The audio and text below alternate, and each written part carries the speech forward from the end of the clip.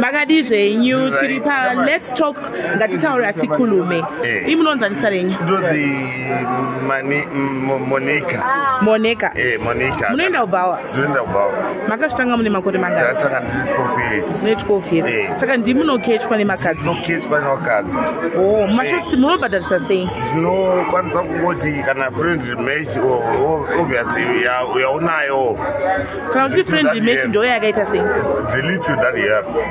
Oh. Yeah. Saka munodzivirira here kana hamudziviri? Ndinopfeka maprotector ndinopa vakadzi makondo. Oh, kuti yopfeka. Kuti yopfeka kuti handichade kupfeka. Oh. Chakarisa kuti mutenge kupinda kuBhawa kukechewa? Inawo yekuti vakadzi vamwane mari nhandamari. Oh.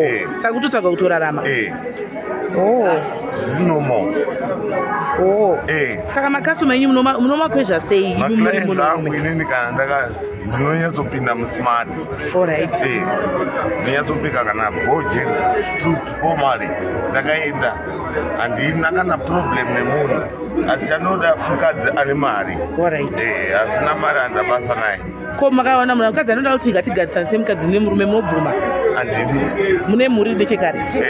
Ndinode izvozvo. Saka mukadzi wenyu anoziva ndo basa ramunoita? Aiwa izvazvizivisa. Anongo yachingouchira mari? Chete munoachi sometimes ka vamwe vakadzi ka matsotso futi anogona kunokutsvagira vamwe vanhu vachikupodulate handiti but inini madiri andoita vakadzi ndotoziva kuti uyu mukadzi uyu ane mari.